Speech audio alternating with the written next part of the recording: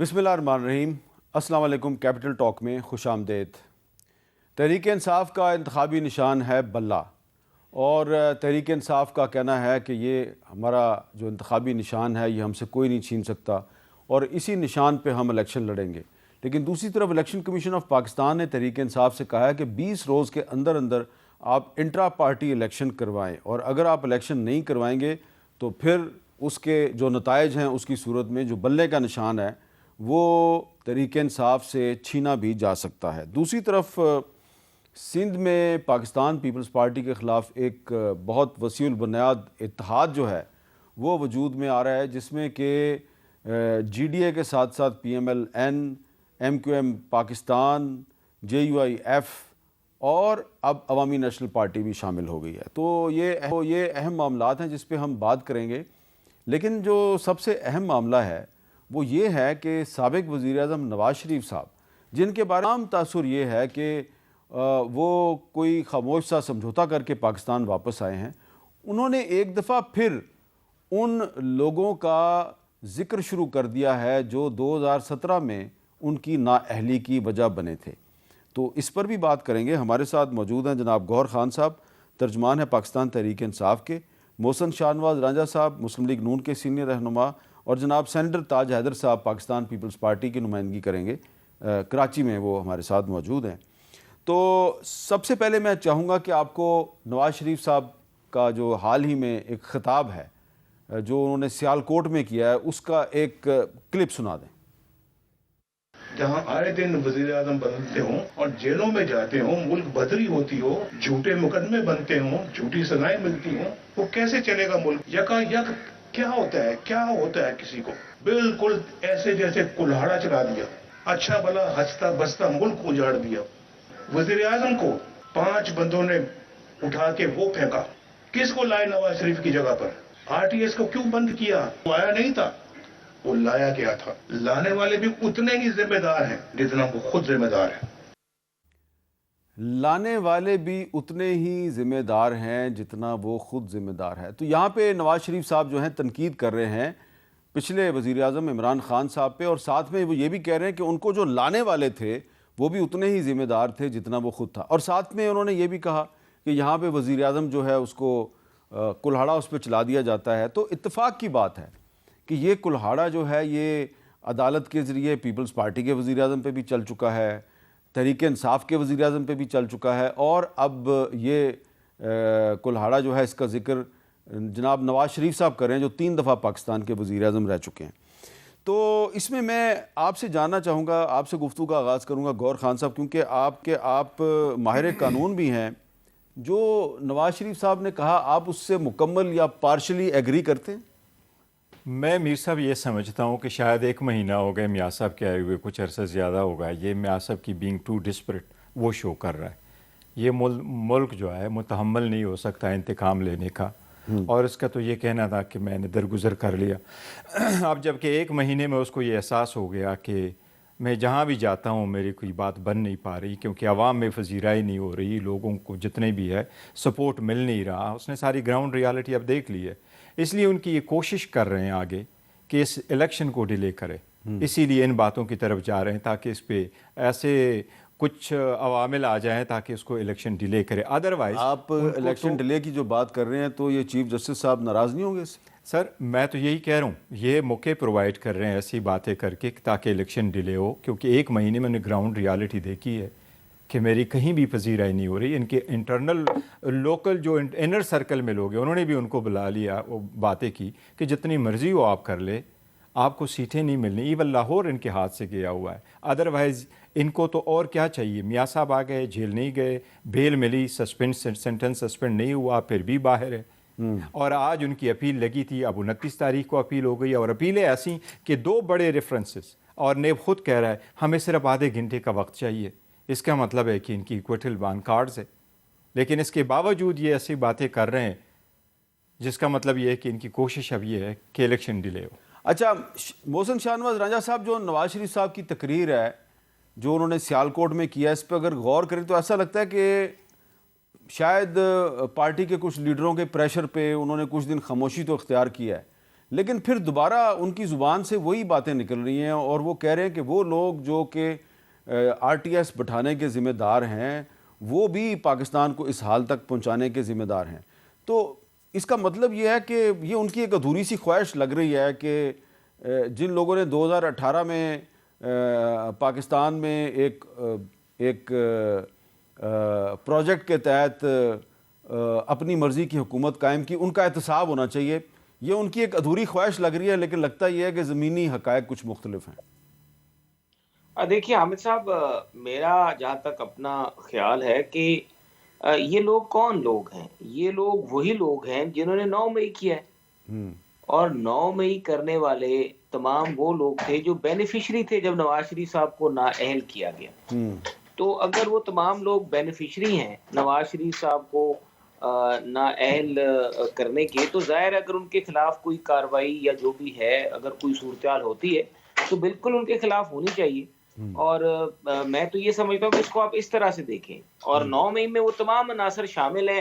اب ان کا انٹرنل اور ایکسٹرنل 2 قسم کے اس میں معاملات ہیں. اب ہم نہیں یہ کہہ سکتے، کچھ لوگ اس میں سے اگر اداروں کے ہیں اور ادارے سمجھتے ہیں کہ وہ لوگ 9 مئی میں انوالو ہیں، تو وہ اپنا ان ہاؤس جو صفائی ہے وہ تو خود ہی وہ کریں گے، اس سے ہمارا تو تعلق نہیں ہے. جہاں تک باقی کورٹس کا سوال ہے، جو کہ ہمارے سول کورٹس جو عدالتیں ہیں جو ان چیزوں کو دیکھ رہی ہیں، پاکستان کی سپریم کورٹ، اور جو وہ مقدمات ہیں ان لوگوں کے حوالے سے وہ ان کو وہ دیکھ لیں گے. تو نواز شریف صاحب کا دراصل تو اشارہ انہی کی طرف ہے. اور یہ میں ہمیشہ سے یہ بات کرتا ہوں کہ جو بینیفیشری ہیں اس کے، اگر بینیفیشری نواز شریف صاحب کو جب نااہل کیا گیا تو بینیفیشری عمران خان تھا، کیونکہ پنجاب میں عمران خان کو وہ پذیرائی حاصل ہوگی جو نواز شریف کے نااہل کیے بغیر ہو نہیں سکتی تھی. نواز شریف کو گرفتار کروایا گیا، اس کو جلسے نہیں کرنے دیے گئے. اس کا سب سے بڑا بینیفٹ عمران کو تھا کہ نواز شریف صاحب جلسے کرتے تو اس کا اثر یہ ہونا تھا کہ نواز شریف صاحب زیادہ سیٹیں جیت جاتے. تو یہ سارا کچھ جو پروسیس ہوا تھا، تو سب سے بڑا تو پھر بینیفیشری جو ہیں، اگر ان کے بارے میں نواز شریف صاحب یہ بات کر رہے ہیں تو بالکل وہ ٹھیک بات کریں. دیکھیں، ہم عمران کو ایک ہی بات سمجھاتے تھے، آؤ مساق جمہوریت جو ہم نے کیا اس پہ بیٹھو. مساق جمہوریت کا جو ڈاکیومنٹ ہے اس کو ذرا سیریسلی دیکھو. اس میں جو ہم نے ایک کچھ فیصلے کیے ہوئے ہیں کہ ہم نے ایک سرٹن لائنز ڈرا کر دی ہیں، اس کو کوئی کراس نہیں کرے گا. وہ ان کے بیچ میں رہتے ہوئے کام کرتے ہیں. آپ بھی آئیں، اپنا الیکشن لڑیں، ڈیموکریسی کریں، لیکن جو باقی بیہائنڈ دا سین آپ جو چیزیں کر رہے ہیں یا اس طرح کی جو معاملات کر رہے ہیں وہ آپ بالکل بند کریں. تو میں جہاں تک ہمارا یہ ان کو مشورہ بھی تھا، مساق معیشت کی بھی بات ہوئی، مشورہ تھا. پھر پاکستان کا مسئلہ بنا، جب حملہ ہوا ہم نے تب سمجھایا کہ بیٹھ جائیں. باقی پولیٹیکل پارٹیز جو ہیں ان میں ایلینز نہیں ہیں، ان میں انسان ہی ہیں، تو آپ ان کے ساتھ بیٹھے بات چیت کریں. لیکن عمران خان کا اپنا ٹیمپرامنٹ تھا، اور وہ دیکھیں اس کا جو اینڈ رزلٹ وہ کیا ہوا کہ وہ جو مطلب فوج کے جو ہمارے ادارے تھے ان پہ ہی وہ حملہ آور ہو گئے. مطلب ان کی ایک اس طرح مائنڈ سیٹ بن گیا. تو نواز شریف کا جو اصل اشارہ ہے وہ 9 مئی کرنے والوں کی طرف. چلیں تاج حیدر صاحب، اور صاحب کو میری یہ دلیل پسند آئی ہوگی. ہاں تاج حیدر صاحب، مجھے ذرا آپ بتائیں گے کہ یہ جو نواز شریف صاحب گھما پھرا کے بات کر رہے ہیں، انڈائریکٹلی بات کر رہے ہیں کہ جو 2018 میں جن لوگوں نے آر ٹی ایس بٹھایا تو ان کا بھی وہ ذکر کر رہے ہیں، اور پہلے انہوں نے یہ بھی کہا تھا ان کا بھی احتساب ہونا چاہیے. تو لیکن لگتا یہ ہے کہ کوئی بھی پارٹی ان کا احتساب کرنے میں انٹرسٹڈ نہیں ہے. کیا یہ بات درست ہے کہ سب نے ہی سمجھوتا کر لیا ہے، کوئی بھی اصل جو ذمہ دار ہیں لوگ اس قسم کے کام کرنے کے، ان کا احتساب کرنے میں کوئی بھی انٹرسٹڈ نہیں ہے؟ دیکھیے، جو آج کے مسئلے ہیں ان کے حل کرنے کے لیے جو پالیسی ہے، جو پروگرام ہے، جو سلوشنز ہیں وہ سامنے لانے چاہیے. اگر ہم ماضی پرستی کرتے رہیں گے تو پھر وہ جو آج کی جو مسائل ہیں ان سے ہماری نظر ہٹ جائے گی. اور اگر ہم اپنی سنانی شروع کریں تکلیفیں، جو شہادتیں ہوئی ہیں، جو کوڑے ہوئے ہیں، جو جیلیں ہوئی ہیں، تو پھر تو وہ مطلب پوری رات بیت جائے گی، آپ کا پروگرام ختم نہیں ہوگا. ہاں بالکل صحیح ہے. آج ہی مجھے ایک تصویر لا کے دی گئی جس میں میرے بڑے بھائی صاحب ہتھکڑیاں پہنے 30 مارچ 1961 کو فوجی عدالت کے سامنے کھڑے ہوئے ہیں دیگر طلباء کے ساتھ. تو اب یہ تو جو ہوا ہے وہ سب کا سب پوری ایک داستان ہے. لیکن اس سے ہم نے کیا سیکھا؟ اور اس سے کس طریقے سے آگے بڑھیں گے، آج کی کیا ہماری پالیسی ہے، آج کے ہمارا کیا پروگرام ہے، کیا سلوشنز ہمارے پاس ہیں ملک سے غربت یا بے روزگاری دور کرنے کے لیے. تو میرے خیال سے یہ اگر عوام تک میسج جائے تو بہتر ہے. میاں صاحب کی خدمت میں بڑے ادب سے میں یہی عرض کروں گا. ٹھیک ہے. اچھا، اب غور صاحب یہ بتائیں کہ آپ کی پارٹی کو الیکشن کمیشن نے کہا ہے کہ 20 دن کے اندر الیکشن کرواؤ. جی بالکل. آپ 20 دن میں الیکشن کروا لیں گے؟ میری صاحب وہ جو آرڈر ہے، میں سمجھتا ہوں، ہم سمجھتے ہیں کہ وہ جو آرڈر ہے بڑا سسٹینیبل نہیں ہے. بالکل ایک ایسا آرڈر انہوں نے کیا کہ الیکشن کمیشن کے آفس نے کبھی بھی ہمیں یہ نہیں کہا تھا کہ آپ کے الیکشن نہیں ہوئے، آپ کی میٹنگ کنوین نہیں ہوئی. جو میٹنگ آئی تھی جس میں خان صاحب الیکٹ ہو گئے تھے، پوری پارٹی کے الیکشن ہوئے تھے، وہ تو نیشنل کیا انٹرنیشنل میں بھی رپورٹ ہو گیا تھا، اور کمیشن کہہ رہا ہے کہ ہمیں شک ہے کہ میٹنگ ہوئی ہی نہیں ہے. اور جس بیس پہ انہوں نے ڈاکومنٹ مانگے تھے وہ یہ مانگے تھے کہ اپنے آفس بیئرر کے سرٹیفائیڈ کاپی دے دے CNIC کے. اور آرڈر یہ آیا، اور یہ آرڈر پہلے ہونا تھا 28 مارچ کو، اور پھر یہ اگست میں، اور اتنا دیا اور ابھی ٹائم دے دیا. لیکن ہم دونوں آپشن دیکھ رہے.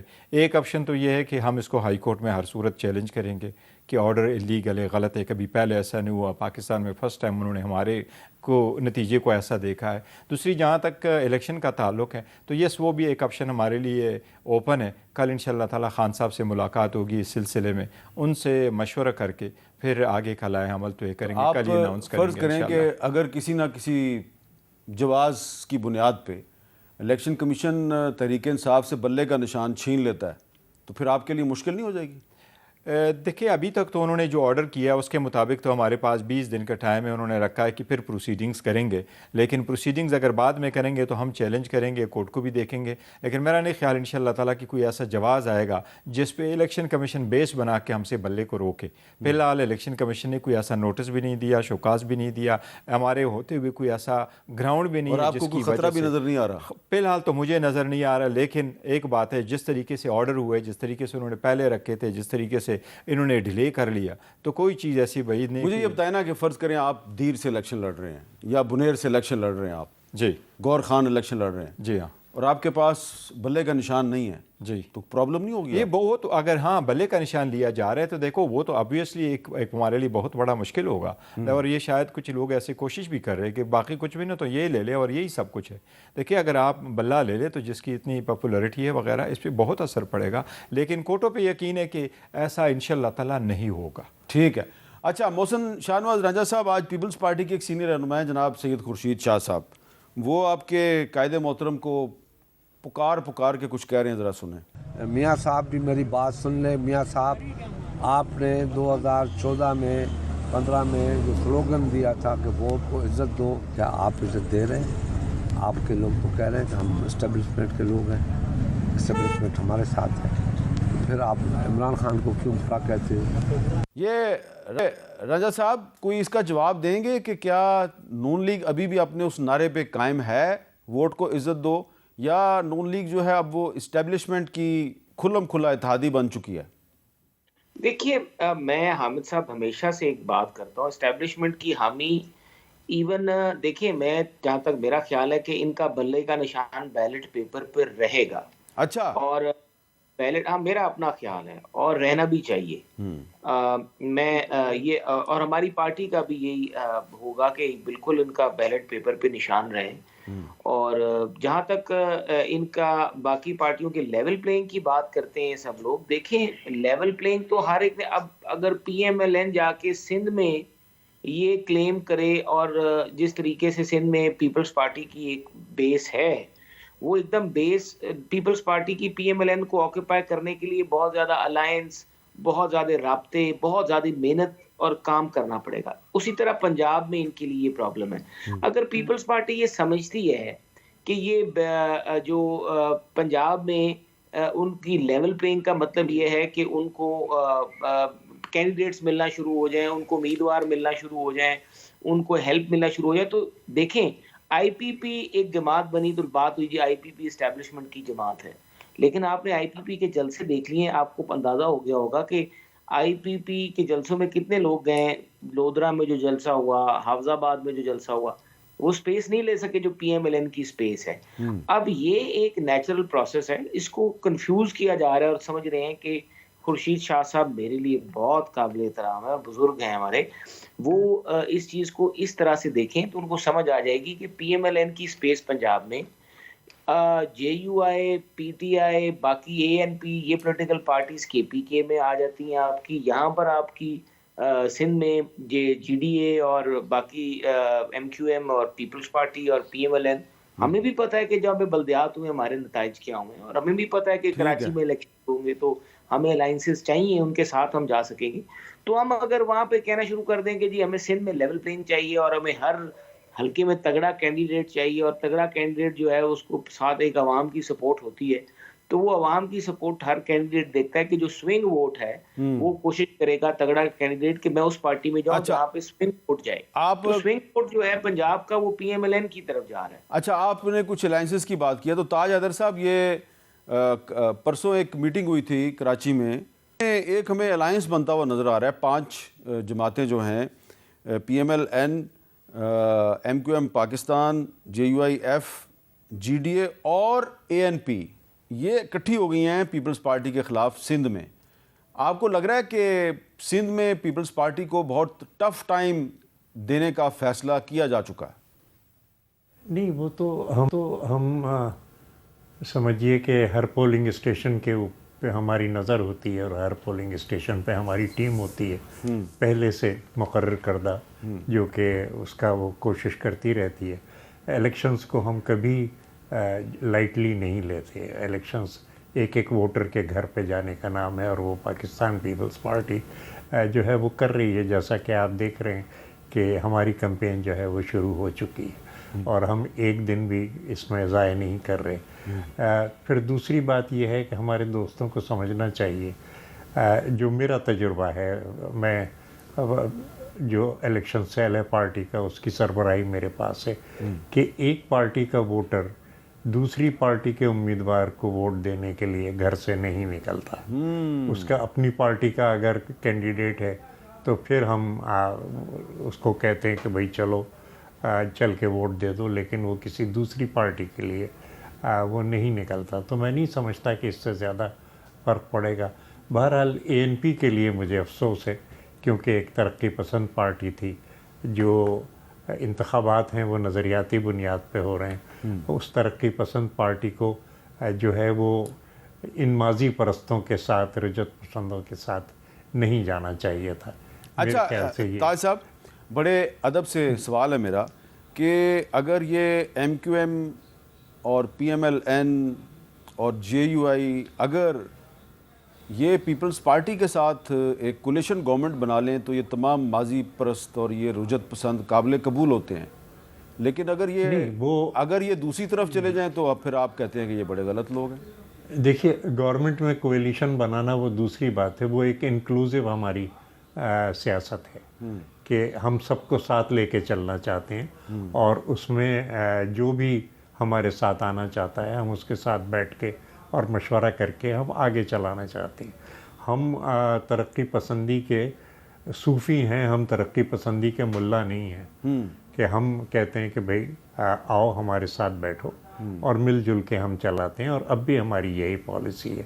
لیکن الیکشن جس وقت وہ اس کے اندر ہم ووٹرز کو ایک چوائس دے رہے ہیں کہ آپ جو پروگرام اور پالیسی ہم دے رہے ہیں، جو کہ ایک عوامی پروگرام پالیسی ہے، اور ایک پروگرام اور پالیسی جو کہ دوسرے دے رہے ہیں جو کہ اشرافیہ کے مفاد کی پالیسی ہے، اس کے درمیان آپ ایک خط کھینچیں اور پھر بتائیں کہ پاکستان کو اس طرف جانا ہے عوام کے مفاد میں یا اشرافیہ کے مفاد میں.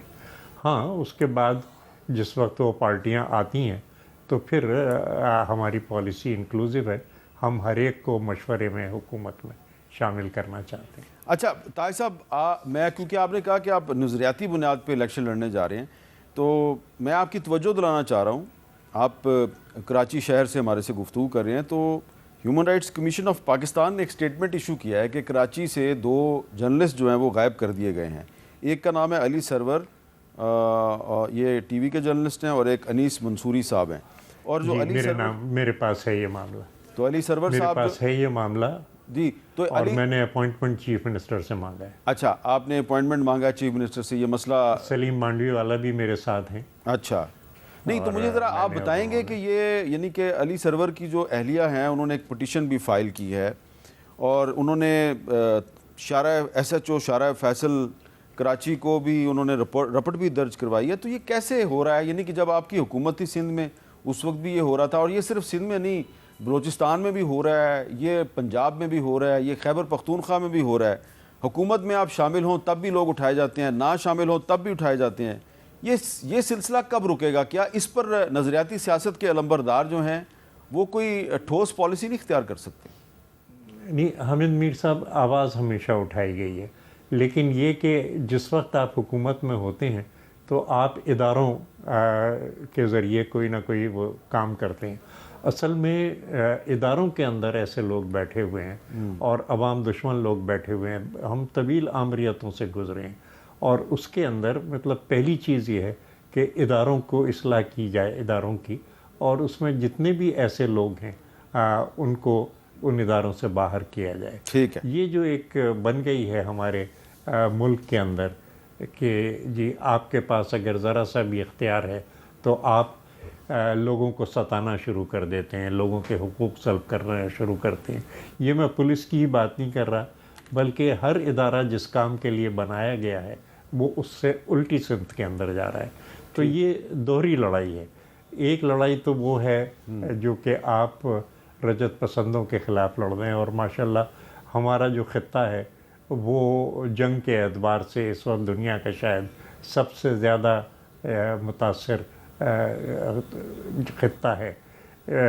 یہ مذہبی انتہا پسندی یہاں پہ ہے, مغربی سامراج جس قسم کے. اچھا ویسے میں آپ کو بتا دوں کہ جب آپ نگران وزیر اعلیٰ جناب محترم مقبول باقر صاحب کے پاس جائیں گے اور ان کو کہیں گے کہ یہ علی سرور صاحب جو ہیں ان کو کس نے اٹھایا, اور دوسرے جو انیس صاحب ہیں ان کے بارے میں, تو وہ پتہ نہیں آپ کو آن دی ریکارڈ کچھ بتائیں نا, وہ کہیں گے ان کا تعلق MQM لندن کے ساتھ تھا اس لیے یہ غائب ہو گئے. تو یہ اتنی سی کہانی ہوگی, اس کے بعد پتہ نہیں کیا ہوگا. تو میں ایک بریک لیتا ہوں, بریک کے بعد دوبارہ ملتے ہیں.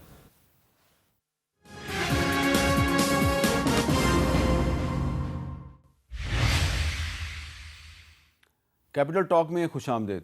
جی بیرسٹر گوہر صاحب, میں نے وقفے سے پہلے سوال کیا تھا جناب تاج حیدر صاحب کو, تو یہ آپ کے بھی لوگ اٹھائے جاتے ہیں, پیپلز پارٹی کے بھی اٹھائے جاتے رہے ہیں, نون لیگ کے بھی اٹھائے جاتے رہے ہیں, آج کل آپ کے اٹھائے جا رہے ہیں, کراچی میں بھی اٹھائے جا رہے ہیں, بلوچستان میں تو خیر کوئی پوچھنے والا نہیں ہے, ادھر وہاں تو کسی کو بھی اٹھا بھی لیتے ہیں اور مار کے اس کی لاش کو پھینک بھی دیتے ہیں. تو جب آپ کی پارٹی حکومت میں تھی اس وقت بھی یہی کچھ ہو رہا تھا, اب پھر اس کے بعد ایک کولیشن گورنمنٹ آئی, اس کے دور میں بھی وہی کچھ ہو رہا تھا, اب ایک نگران حکومت ہے. آج اس نگران حکومت کے جو قائدین ہیں وہ UAE گئے, وہاں پہ انہوں نے $20 ارب کی پاکستان میں انویسٹمنٹ کے معاہدے کیے. لیکن یہ پاکستان میں جو ہو رہا ہے یہاں پہ تو آئین اور قانون ہمیں نظر ہی نہیں آ رہا. تو آپ صرف اپنے لوگوں کے لیے بات کرتے ہیں, جب کسی دوسری پارٹی کا بندہ اٹھایا جائے تو آپ لوگ بات نہیں کرتے؟ نہیں میر صاحب, ہم سب کے لیے بات کر رہے ہیں. دیکھیں ایک تو کچھ ایسے لوگوں کو اٹھایا جا رہا ہے جن کی آواز دبائی جا رہی ہے اور پولیٹیکل ڈفرینسز کی وجہ سے ان لوگوں کو اٹھایا جا رہا ہے, اور کچھ ایسے بھی لوگ ہیں جو کہتے ہیں جی کہ انٹا اسٹیٹ ایکٹیویٹیز میں انوالو, ان کو بھی اٹھا رہا ہے.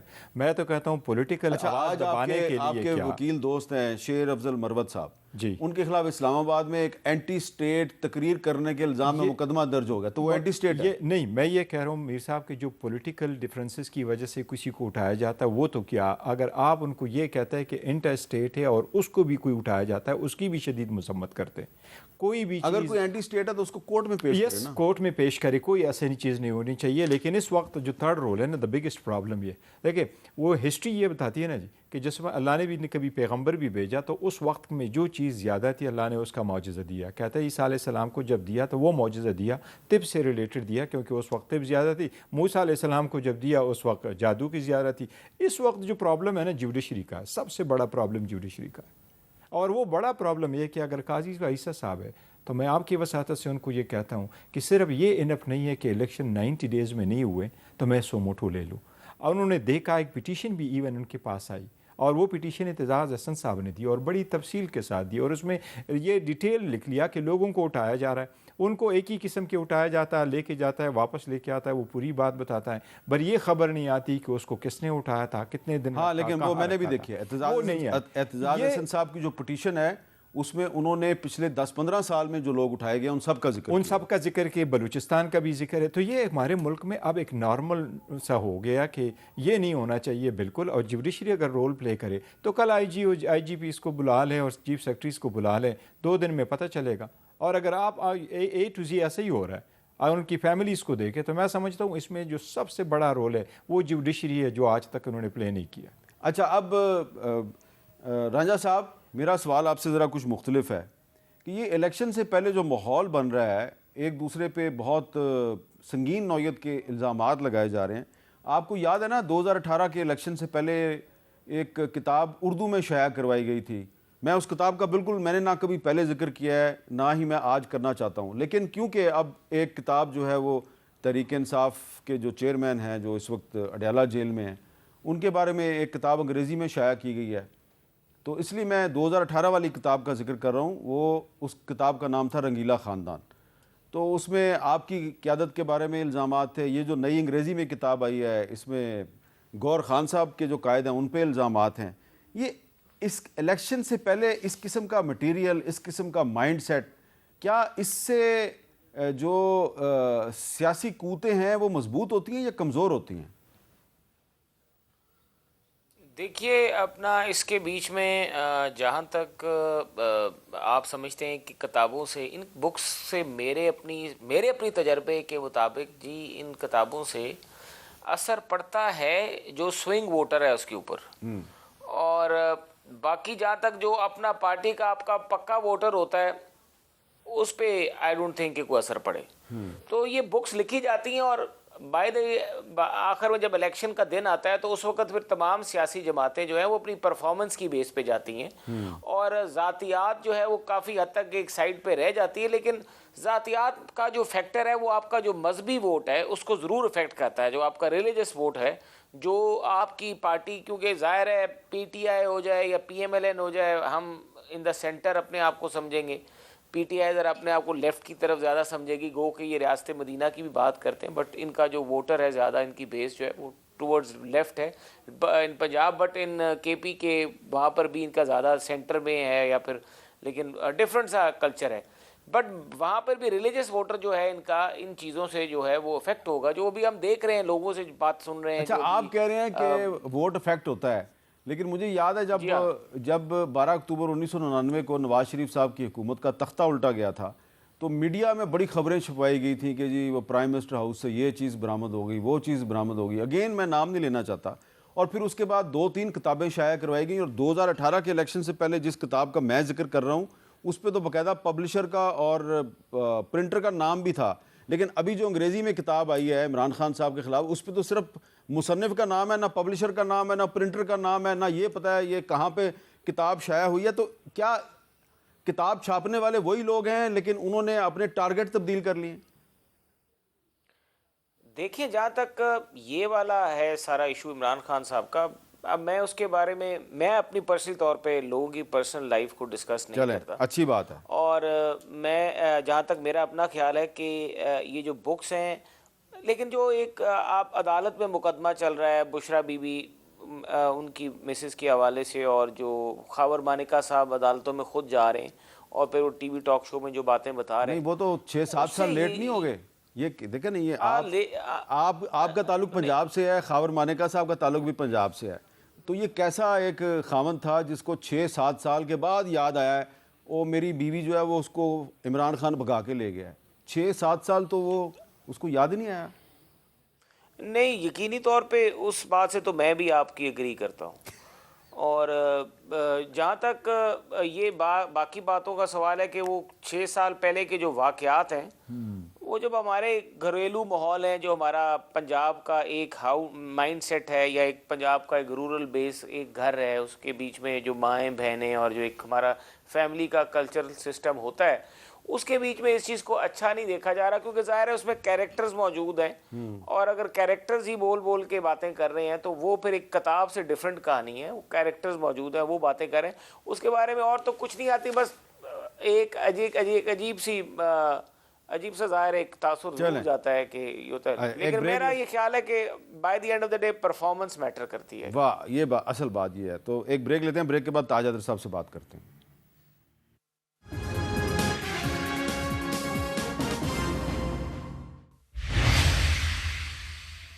کیپٹل ٹاک میں دوبارہ خوش آمدید. تاج حیدر صاحب، آپ کا بہت سیاسی تجربہ ہے. آپ کو یاد ہوگا کہ ایک زمانے میں محترمہ بیگم نصرت بھٹو صاحبہ جو ہیں ان کے بارے میں بھی بہت سی جعلی تصویریں بنا کے ہیلی کاپٹروں سے پھینکی گئیں، اور پھر کچھ سال پہلے آصف زرداری صاحب کی بھی ایک مبینہ بیوی جو ہے وہ منظر عام پہ آ گئی.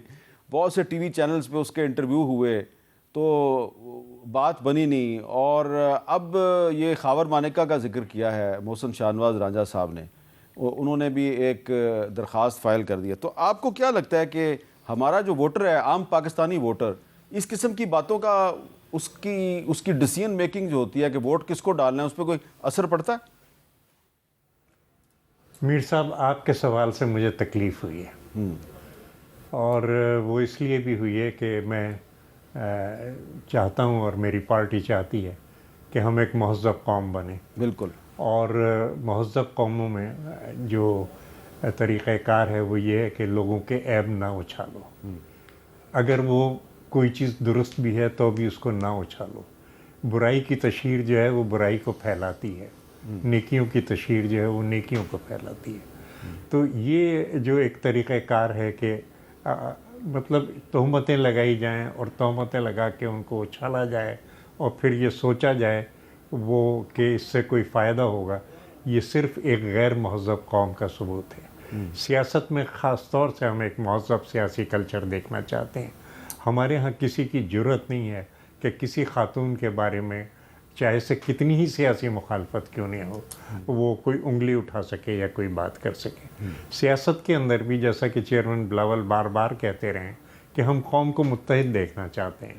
ہم قوم کو you can't lead the nation unless you unite the nation, کہ ہم اس کو متحد کر کے آگے بڑھنا چاہتے ہیں. لہذا گفتگو ایشوز پہ، پروگرامز پہ، پالیسی پہ ہوگی، کیچڑ نہیں اچھالنی. بالکل. اور مجھے اس وقت ماروی سر کے اندر شاہ صاحب کا وہ یاد آیا، ایبن بھری آیاں کرم کرے ستار پرچن شال پوار، کہ میرے اندر تو عیب ہی عیب ہیں، وہ ستار ہے جو میرے اوپر کرم کرتا ہے، اور خدا کرے کہ وہ مجھ سے راضی ہو. بالکل. بات یہ ہے، یہ ہمارا روایت ہے، یہ ہمارا کلچر ہے. آخر ان اقدار کو ہم کیوں آپس پش ڈال رہے ہیں اور ایسی اقدار کو اختیار کر رہے ہیں کہ جو صرف ہماری اخلاقی پستی کا ثبوت دیتے ہیں. اچھا، آخر میں یہ سوال آپ سے، گور صاحب، یہ خاور مانیکا کی درخواست سے آپ کو کوئی سیاسی نقصان کا خدشہ ہے؟ میر صاحب، انہوں نے بڑے سارے کیسز کر لیے، کیریکٹر انسینیشن کی بھی سب کچھ کیا ہوا ہے. شدید مذمت کرتا ہوں میں جو ان کی انٹرویو ہے وغیرہ، لیکن یہ سب کچھ اسپانسرڈ تھا. پہلے ایک بندہ آ جاتا ہے، وہ اپلیکیشن فائل کرتا ہے، پھر 2 دن پہلے وہ اس کو وڈرا کرتا ہے، اور تیسرے دن یہ آ کر کے وہ ایک نئی اپلیکیشن فائل کرتا ہے. سو یہ پہلے کی کنٹینیویشن ہے. ایک بندہ جس کو کوئی اٹھاتا ہے 2 مہینے کے بعد، مہینے کے بعد وہ آتا ہے، اور اس 2 مہینے کے بعد ساری کہانی وہی ہے، وہ آ کے ایک نیا سٹیٹمنٹ دیتا ہے. اور وہ آج ڈیلا جیل کے باہر اور بشرا بی بی کے خلاف یہ اس کی ساری صرف اور صرف ہے کہ ان کو اچھی طرح پتہ ہے عمران خان صاحب ٹوٹ نہیں رہے، تو یہ کون سا کوئی ہتھ کنڈا استعمال کرے کہ یہ ہے. ابھی جس کی ہم بات کر رہے ہیں میر صاحب، میں یہ سمجھتا ہوں ذاتی طور پر کہ اگر کوئی وکٹم ہے، اور وکٹم آتا ہے، جس طرح کمپینیں چلی ہے می ٹو، تو لوگ آ جائے اور کسی کو کہیں کہ آپ نے میرے ساتھ کسی وقت زیادتی کی ہے، so that should be welcome. لیکن اسپانسر نہیں ہونا چاہیے کہ لوگ آ کے دوسرے لوگ کہیں کہ آپ نے کسی کے ساتھ زیادتی کی اور میں اس کا ایک وٹنس ہوں. تو یہ سارے اسپانسرڈ آ جاتے ہیں. کون لے کے آ جاتا ہے، کس وقت درخواستیں لے کے جاتا ہے. آپ نے دیکھا ہوگا بھی امریکہ میں ریپبلکن کے تھے، ریپبلکن کی 2 کینڈیڈیٹ تھے، ایک نکی ہیل اور دوسرا سوامی. سوامی نے صرف اتنا بولا کہ آپ کی بیٹی نے ٹویٹ کی ہے کل، اور سارے ہزاروں لوگوں نے نیچے سے آواز دی، یہ آواز دی، leave the family alone, family life should not be brought into politics, that's period. چلے یہ اچھی بات ہے، آپ نے یہ بات کی ہے، سب کو اس کا خیال کرنا چاہیے۔ بہت شکریہ گور صاحب، رانجھا صاحب اور تاج حیدر صاحب، اور ہمیں بالکل تاج حیدر صاحب سے میں ایگری کرتا ہوں کہ جو سیاستدان ہیں ٹھیک ہے وہ پبلک فگرز ہوتے ہیں، ان کی کوئی پرائیویٹ لائف نہیں ہوتی، لیکن اس کے باوجود اس چیز کا خیال ضرور کریں کہ آپ جو الزام لگا رہے ہیں اس الزام کا ثبوت آپ کے پاس ہے یا نہیں ہے، اور جو الزام آپ لگا رہے ہیں وہ آپ جو واقعہ پیش آ چکا ہے اس کے کتنے سال کے بعد لگا رہے ہیں، یہ چیز بڑی اہم ہے۔ بھئی اگر آپ کے ساتھ کوئی زیادتی ہوئی ہے یا کسی نے آپ کے ساتھ ظلم کیا ہے تو فوری طور پہ بات کریں، لیکن پاکستان جیسے ملک میں اگر آپ 7 سال کے بعد کہیں گے کہ جناب میرے ساتھ یہ واقعہ ہو گیا ہے، تو ظاہری بات ہے پھر گور صاحب تو یہی کہیں گے نا کہ آپ ایک بہت بڑا ڈرامہ ہیں اور آپ جو کچھ بھی کر رہے ہیں وہ کسی نے آپ کو سپانسر کیا ہوا ہے۔ اجازت دیجیے، اللہ حافظ۔